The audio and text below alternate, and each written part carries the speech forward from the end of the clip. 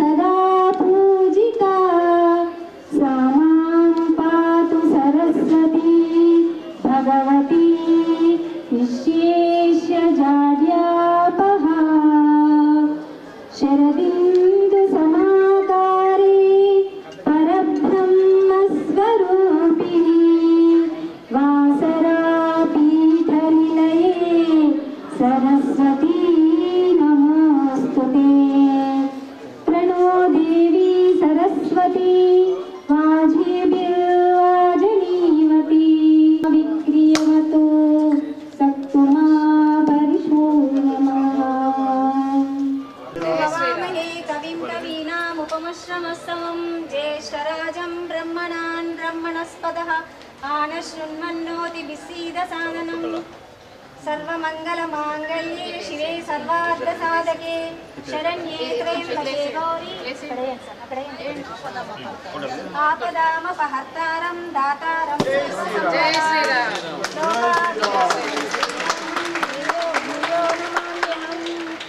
यत्र योगीश्वर कृष्णो यत्र पार्थो धनुर्धरः तत्र श्रीर्विजयो भूति ध्रुवाणि निर्मतिर्ममः बांडेज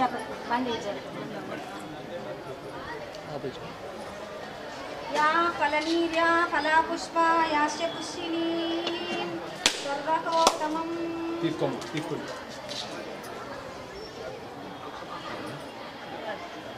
అమ్మ సీదా సార్ కత్తెర సీదా తీసుకోండి.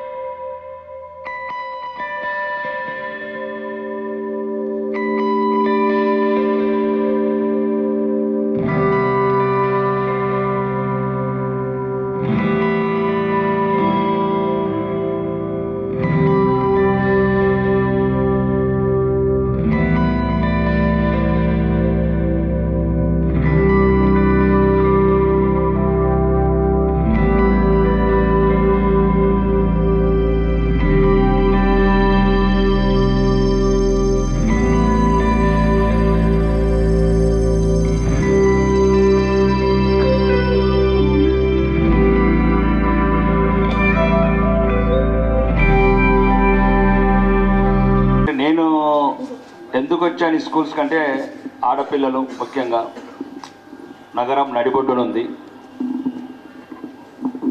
మంచి స్టాండర్డ్స్తోని అన్ని సౌకర్యాలతో ఉంటాయేమో అని అనుకొని వచ్చాను విజిట్. ఆ రోజు చూసిన తర్వాత స్కూల్స్ అంటే ఇలా ఉంటాయా అన్న కొద్దిసేపు నాకు నమ్మబుద్ధి కాలేదు. టీచర్లను కూడా అన్నాను ఆ రోజు. అంటే ఒక్క బాత్రూము, బూత్ బంగ్లాలు ఉన్నట్లు వెలిసిపోయిన గోడలు, ఫ్యాన్లు లేవు, కరెంట్ లేవు, గోడల కలర్ లేదు, అసలు స్కూలే కాదు, ఇందులో మనుషులు అనే వాళ్ళు ఎవరు చదువుకోరని. టీచర్లు కూడా ఏమనుకోవద్దంటే వాళ్ళకు ఎవ్రీ మంత్ ఫస్ట్ తారీఖు సాలరీస్ వస్తే సరిపోతుంది అనేది వాళ్ళు.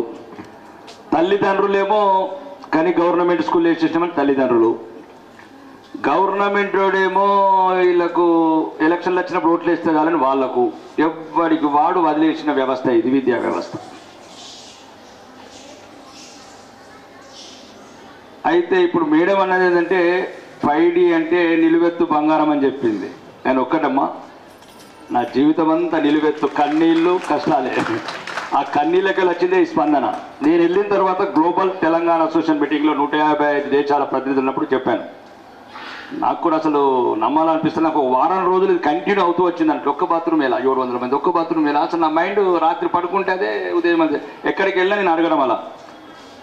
అయితే అప్పుడు చెప్పాను అన్నట్టు, ఎందుకురా ఈ రాజ్యాంగం రాసుకున్నది, అసెంబ్లీలో మాట్లాడాను బయట విలేకరులు అడిగితే. నేను ఈ మధ్యనే నా కాన్స్టిట్యూన్సీలో ఒక స్కూల్కి వెళ్ళాను.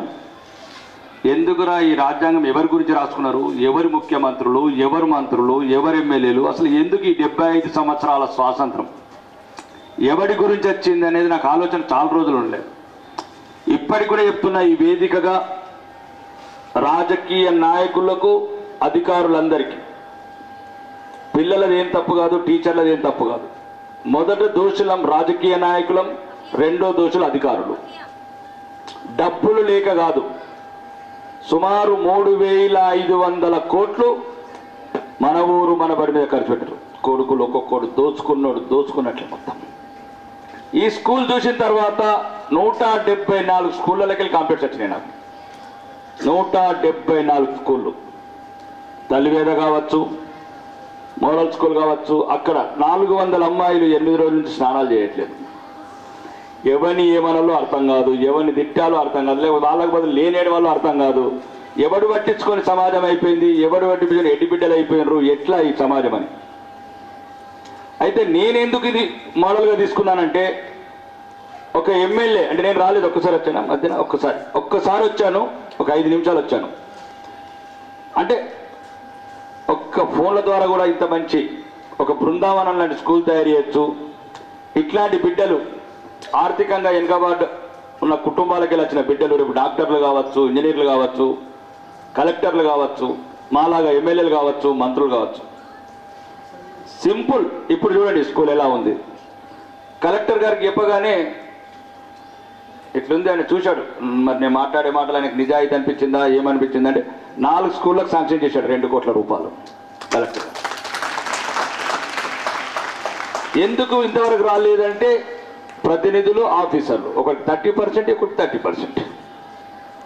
కాబట్టి ఇప్పుడు చెప్తున్నాను, ఆర్మూర్ నియోజకవర్గంలో ఇక్కడ నుంచి ఈ బడి పిల్లలకు వచ్చిన ఏ ఫండ్స్ అయినా, కాంట్రాక్టర్లైనా అధికారులైనా, నేను చేతులు జోడించి చెప్తున్నాను, ఈ అవినీతి, ఈ కమిషన్లు, పర్సెంటేజ్లు అయితే మాత్రం దయచేసి ఈ ఆర్మూర్ నియోజకవర్గంలో ఎవరు ఉండకండి అట్లాంటి అధికారులు. ఎందుకంటే ఒక్కొక్క టెండర్స్ కాల్ఫర్ చేస్తే 8 సార్లు. డబ్బులు లేక కాదు, ఈ అవినీతిపరులైన రాజకీయ నాయకులు, అవినీతిపరులైన అధికారులు అడుగడుగున ఈ వ్యవస్థను చెరబెట్టారు. కానీ గమనిస్తలేరు. ఏ ఆధారం, ఆర్థికంగా బలపడలేని కుటుంబాలు చదువుకుంటే మాలాగా ఎంఆర్ వాళ్ళు అవుతారు, మాలాగా డిపి వాళ్ళు అవుతారు, మాలాగా పంచాయతీరాజ్ ఆఫీసర్లు అవుతారని ఆలోచిస్తలేరు, ఇలాగా టీచర్లు అవుతారని. కాబట్టి ఇప్పుడు నిన్న తల్లివేదల బాత్రూమ్, నిన్న ఏ ఊరు, గొట్టి ముక్కల ప్రతి ఊరు నుంచి స్కూల్ నుంచి కంప్లైంట్స్. మొన్న జిరాయిత్ నగర్ నుంచి వస్తే స్కూల్ మీద పర్వాలేదు, ఆ స్కూల్ అని చెప్పడానికి కూడా నమ్మకం లేను. ఆ అడ్మినిస్ట్రేషన్ సార్ చెప్తున్నది, మేము పోవడానికి కూడా బాత్రూమ్ లేదు సార్ అంటుంది. అంటే డబ్బులు లేక కాదు, డబ్బులుండి కూడా గవర్నమెంట్ అనవసర ఆడంబరాల స్కీములకు పక్కన పెట్టుకొని ఈ పేద పిల్లలు, ఏ అండా దండా లేని పిల్లలు ఉన్నారు, వీళ్ళ గురించి ఎవరు అడిగేవారు లేరని ఈ పిల్లలకు కేటాయించిన డబ్బులు కూడా వేరే పథకాలకు మళ్లిస్తున్నారు. కాబట్టి ఇప్పటికైనా ఈ ప్రభుత్వానికి చెప్తున్నాను, ప్రస్తుత ముఖ్యమంత్రి కావచ్చు, విద్యాశాఖ మంత్రి కావచ్చు, ఈ జిల్లా ఇన్ఛార్జ్ మంత్రి కావచ్చు, దయచేసి ఇక ఆడంబరాల పోకుండా, అవినీతికి తావు లేకుండా, జరిగిన నష్టాన్ని పదే పత్రికలలో ఒకటి మీద ఒకటి దుమ్ము పోసుకోకుండా, ఈ 10 సంవత్సరాల మీకు ఇచ్చిన 5 సంవత్సరాల కాలానికి అవినీతి లేకుండా ఈ ఫస్ట్ పాఠశాలల అభివృద్ధి, ఈ పిల్లలకు కావాల్సిన మౌలిక వసతులు, ఈ టీచర్సు, ఇప్పుడు వచ్చిన టెక్నాలజీ ప్రకారము ఈ లైబ్రరీస్ కావచ్చు, ఇట్లాంటి సౌకర్యాలు ఇచ్చి హాస్టల్స్ కూడా నిన్న కూడా అసెంబ్లీలో చెప్పడం జరిగింది. 2000 మంది అమ్మాయిలు ఇప్పుడు హాస్టళ్లలో ఉన్నారు. ఆర్మూర్ విజిట్ చేశాను. పేరెంట్స్ ఒకటే మాట అన్నారు, ఫస్ట్ టైం ఒక ఎమ్మెల్యేని చూస్తున్నాం సార్ మేము మా హాస్టల్లో అని. అంటే ఈ రాజకీయ నాయకులకు కూడా అసలు ఏంటంటే హాస్టళ్ళు ఉన్నాయి, పేదలు చదువుకునే స్కూల్స్ ఉన్నాయి, పేదలు వెళ్ళే హాస్పిటల్స్ ఉన్నాయని కూడా మర్చిపోయారు రాజకీయ నాయకులు, అధికారులు కూడా. కాబట్టి ఇక్కడ నుంచి ఈ వేదికగా చెప్తున్న అధికారులకు కావచ్చు, మంత్రులకు కావచ్చు, ముఖ్యమంత్రికి కావచ్చు, దయచేసి నా ఒక్క స్కూలే కాదు, తెలంగాణ రాష్ట్ర వ్యాప్తంగా ఇట్లాంటి స్కూల్ వేలాదిగా ఉన్నాయి. ఇట్లాంటి బిడ్డలు, పేద బిడ్డలు, ఆర్థికంగా మంచి మంచి స్కూల్లో, ప్రైవేట్ స్కూల్లో చదువుకెళ్ళించిన బిడ్డలు చాలామంది ఉన్నారు. మన బిడ్డల్లాగా భావించి మనం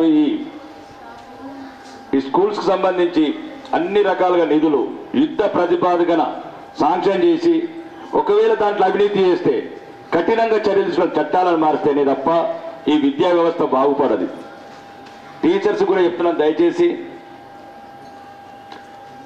ఇప్పుడు డబ్బుతో ముడిపడి కార్యక్రమాలు అయిపోయినాయి. ఇప్పుడు డబ్బు సంబంధం లేని, డబ్బు అవసరం లేని కార్యక్రమాలు ఉంటాయి. మీరు చెప్పే చదువు కావచ్చు, మీరు ఎట్లైనా చెప్పాల్సిందే చదువు.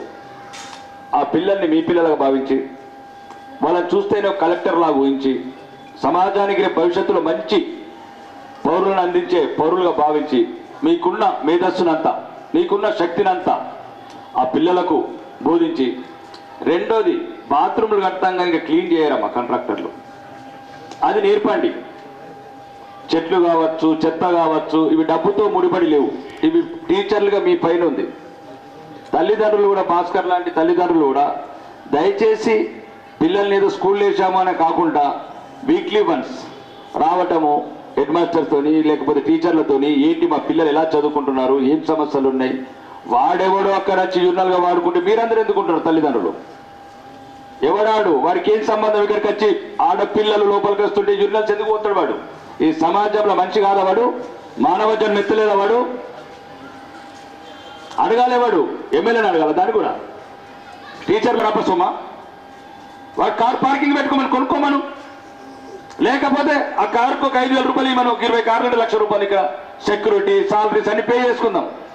ఎవడబ్బా సొత్తు కాదు. అందరికి చెప్తున్నా, ఈ ఆర్మూర్లు ఎవడైతే పిచ్చి పిచ్చిగా ప్లాన్లు చేస్తాడో, పిచ్చి పిచ్చి చేష్టాలు చేస్తాడో, ఈ వేదిక చెప్తున్న తల్లిదండ్రులు, మీ అమ్మ మీకు కూడా చెప్పండి, మీ పెద్దవాళ్ళు ఎవరైనా తల్లిదండ్రులు ఉంటే మీరు వచ్చి చెక్ చేయండి. ఆ యూరినల్స్ ఏంటి? ఆడపిల్లలు, ఎదిగిన ఆడపిల్లలు మనం వాడొచ్చి లోపల యూరినల్స్ పెట్టడం ఏంది?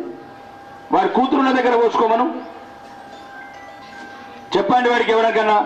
ఇట్లాంటివి కూడా చెప్తున్నామా మీకు? టీచర్లుగా మీ బాధ్యత కూడా ఉండాలా, తల్లిదండ్రులు కూడా బాధ్యత ఉండాలా. అన్ని ఎమ్మెల్యే చేయలేడు, అన్ని ఎమ్మెల్యే మనుషులు చేయలేరు. ఇదొక పవిత్ర బృందావనం లాగా ఆ పిల్లల్ని మంచి గురుకులం లాగా పెంచి ఈ సమాజానికి మంచి ఉన్నతమైన స్థానాలు అందించాలని, ఇంకా మిగతా మీరు చెప్పినట్లు ఏమైతే సమస్యలు ఉన్నాయో అవి కూడా మిగతా అన్ని కంప్లీట్ చేస్తామమ్మా. దీనికి ఒకసారి మీకు చెప్పినట్లు ప్లాంటేషన్ కానీ, ట్రీస్ కానీ, ఫ్లవర్ ట్రీస్ కానీ అన్ని పెట్టండి. దీన్ని ఒక మోడల్గా చూపిద్దాం అనుకుంటున్నాను. రెండోది, కలెక్టర్ కూడా చాలా ఇంప్రెస్ అయ్యాడు ఈ ప్రోగ్రామ్స్ మీద. కొద్దిగా ఈ 2 నెలల తర్వాత ప్రత్యేకంగా ఈ స్కూల్స్ ప్రోగ్రామ్స్ తీసుకుంటున్నాను. ఈ మన ఊరు మన బడి కింద కూడా నిధులు చాలా ఉన్నాయి. అధికారులను మాట్లాడుతున్నాము. ప్రతి స్కూలును కూడా 174 స్కూళ్ళని ఈ జడ్పీహెచ్ఎస్ హై స్కూల్ ఎలా ఉందో ఆ రకంగానే తయారు చేస్తాను ఒక నమ్మకం ఉంది. కానీ మీలాంటి టీచర్సు, సీనియర్సు, ఈ విద్యా వ్యవస్థ మీద ఉన్న అనుభవము, ఏం చేస్తే బాగుంటుంది. నేను మీ ఎమ్మెల్యే కాక మీ అన్నదమ్ముడుగా నన్ను భావించి, ఏ రోజన్నా రిటైర్ అయ్యే దశలున్నా, రిటైర్ అయిన తర్వాత, లేకపోతే ఈ స్పీచ్ పిల్లరి వీడియోలో వైరల్ అవుతే చూసిన వాళ్ళు, విన్నవాళ్ళు, ఇంకేమేమి చేస్తే బాగుంటుంది పిల్లలకు. వీళ్ళు ఎదగాలి, మనలాగా సమాజంలో ఉన్నతమైన స్థానాలకు వెళ్ళాలి, అదే ప్రధాన ఉద్దేశం తప్ప వీళ్ళు ఓటేసేవాళ్ళు కాదు, ఆ ఓట్లు ఎత్తే మేము గెలిచేవాళ్ళం కాదు. కాబట్టి మీరందరూ ఒకటి సమృద్ధిని అర్థం చేసుకొని ఈ స్కూల్లో ఇక ముందు ఎట్లుందో అట్లనే నీట్నెస్ మెయింటైన్ చేసి, తర్వాత దీన్ని ఆదర్శంగా ఉంచాలి. ఆర్మూర్ నియోజకవర్గంకు అమెరికా నుంచి ఎట్లయితే విజిట్ చేశారో రాను సుమారు ఒక 50 దేశాలకు వెళ్ళి విజిట్ చేసేటట్లు ప్లాన్లు చేస్తున్నా. ఇవన్నీ చూపించి ఒక 20 స్కూళ్ళు తయారు చేసి, ఇప్పుడు నందిపేట సేమ్ ఇంకో స్కూల్ అవుతుంది. ప్రతి చోట ఎక్కడ స్కూల్ తయారు చేసి విదేశీలో ఎవరైతే నా మిత్రులు ఉన్నారో, మంచి వాళ్ళు ఉన్నారో వాళ్ళందరికీ చెప్పి, వీలైనంత మట్టుకు గవర్నమెంట్ నుంచి ఇక ప్రైవేట్ ఫండ్స్ కూడా తీసుకొచ్చి ఈ పిల్లలని మంచి ఇంటర్నేషనల్ స్టాండర్డ్స్తోని విద్యాబుద్ధులు నేర్పించి వీళ్ళని భావి భారత పౌరులుగా తీర్చిదిద్దాలని మీ అందరినీ మనస్ఫూర్తిగా కోరుకుంటూ సెలవు తీసుకుంటున్నాను.